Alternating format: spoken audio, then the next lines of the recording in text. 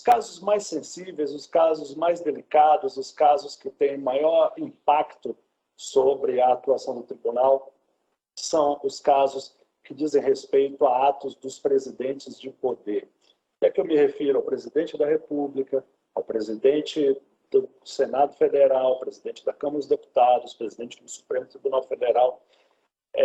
E nesses casos, quer me parecer que numa tentativa nossa, interna, administrativa, de ordenar os nossos trabalhos de uma maneira mais adequada, talvez esse plenário, como preliminar, eu não diria preliminar processual, mas preliminar administrativa, poderia assentar o entendimento de que, quando a irregularidade disser respeito a ato de uma dessas 4 autoridades que mencionei, é necessária a criação de uma alçada especial e, portanto, o secretário-geral de Controle Externo, que é a autoridade máxima de controle externo da Casa, deveria subscrever a representação.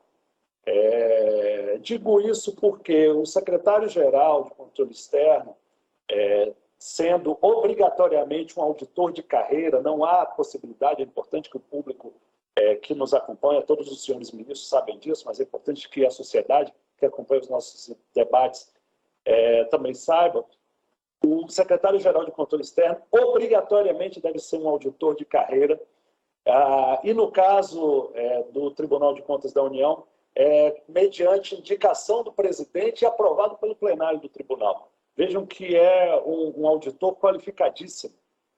Então, eu considero que, pela sensibilidade dos temas que envolvem essas 4 autoridades, nós deveríamos aqui firmar um entendimento de cunho de organização dos nossos trabalhos, de que atos dessa natureza não podem ser apresentados por um auditor ou pelo diretor da secretaria ou pelo secretário. É necessário que essa matéria seja submetida ao secretário-geral de Controle Externo, que aí sim, ele aquecendo, ele formularia a representação que em seguida seria distribuída a um relator. Eu penso que esse mero cuidado de cunho administrativo já nos pouparia alguns dissabores. Não estou dizendo que no caso presente não fosse o caso de representação, não se trata disso. Apenas acho que o secretário-geral de Controle Externo não pode saber pelo jornal que um auditor vinculado a uma das secretarias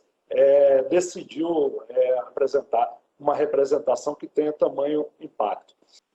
Em relação à proposta do ministro Bruno Dantas, tenho certeza que um grupo de trabalho vai poder examinar melhor essa questão, mas lembrando que a sistemática do tribunal, do auditor federal, está no artigo 86 da Lei Orgânica do TCU, em que diz claramente que é obrigação do servidor que exerce a função de controle externo representar a chefia imediata sobre a falha ou irregularidade. E essa falha representada vai ao diretor, vai ao secretário-geral. Eles dão pareceres divergentes, mas, salvo o melhor juízo, o auditor de controle externo, por exemplo, no exercício da função, ele não vai poder ter essa competência suprimida, o que é muito bom para a República Federativa do Brasil.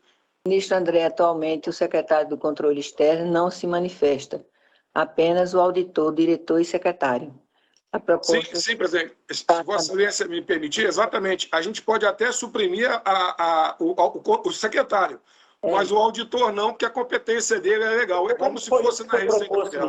Mas o grupo de trabalho vai examinar. Qualquer auditor pode fazer a representação, mas que para que ela se formalize em processo de controle externo, nesses casos que eu mencionei, nesses estritos casos que eu mencionei, necessite de uma alçada especial, claro, que é do secretário-geral de Controle Externo. Nos outros demais casos, presidente do IBAMA, diretor de recursos humanos do Ministério do Desenvolvimento Regional. Nesses todos os casos, basta a alçada do secretário da unidade especializada. No caso do presidente da República, presidente da Câmara, presidente do Senado, presidente do Supremo, vai o secretário-geral de Controle Externo. Não se está subtraindo do auditor federal de controle externo qualquer prerrogativa, até porque isso está na lei.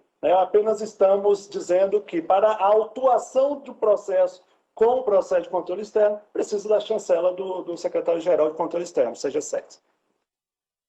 Senhora presidente, nesse ponto peço licença rapidamente. Concordo em gênero e número grau com o ministro Bruno Dantas e tenho certeza que o grupo de trabalho vai fazer toda uma análise exaustiva sobre isso. Não, mas eu não estou propondo um grupo de trabalho, estou propondo a decisão agora, e os ministros já estão votando.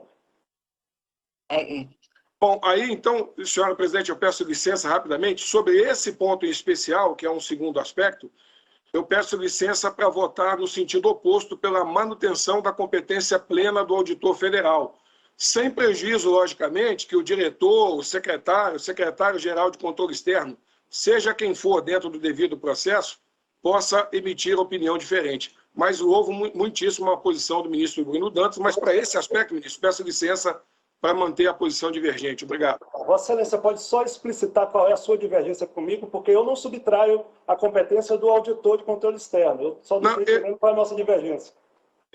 Eu entendi, ministro. Vou tentar explicar. É que quando está escrito na lei, no artigo 86, obrigação representar, na minha opinião, salvo melhor juízo, instaura-se o processo de representação. Então não precisa nem do diretor, nem das... Então Vossa Excelência está dizendo que hoje o tribunal age ilegalmente, porque hoje exige-se a cadeia. Desculpe, se Vossa Excelência me permitir, eu vou fazer um breve esclarecimento. Eu louvo muitíssimo a sua proposta, mas eu tenho opinião divergente, eu entendo, Vossa Excelência. Não, claro, a minha opinião divergente é no sentido que seja processo... revogada a regra que existe hoje, para que o auditor, ao representar, já vire processo de controle externo. Não. Já é assim. O que eu estou querendo dizer para Vossa Excelência, e eu entendo, é que, na minha visão, ao representar o auditor federal, ao apresentar a representação, ele é quem faz o trabalho, entre aspas, de minerador. Ele está na ponta da linha fazendo isso. Lembrando que o auditor federal é o único que faz o seu trabalho sem ter funções de confiança. Esse é o espírito da lei. Porque o diretor, o secretário-geral, eles são escolhidos. O auditor federal ele exerce a sua função, entre aspas, sem nenhum vínculo de confiança. O vínculo dele é com o Estado, diretamente. Agora, os outros também exercem muito bem a sua função. Mas eu louvo muitíssimo a posição de Vossa Excelência e só peço licença para me manifestar. Vossa Excelência discorda da regra que existe hoje, na verdade, não é da minha. Na verdade, eu vou ser bem sincero a Vossa Excelência, eu discordo até da regra atual, porque no meu é só isso que eu queria. O auditor federal, quando ele representa, eu recebo, e em vários casos até acordo. Mas agradeço, ministro Bruno Dantas. A proposta que apresentei logo mais é que a presidência determinará imediatamente o estudo da matéria e, no curto prazo, traremos ao plenário. Podemos manter assim? Podemos, presidente. Concordo com a proposta de Vossa Excelência. Aí, nesse caso, presidente, eu voto a favor também, porque como é o estudo, né, eu tenho certeza que os órgãos vão trazer a posição. Obrigado.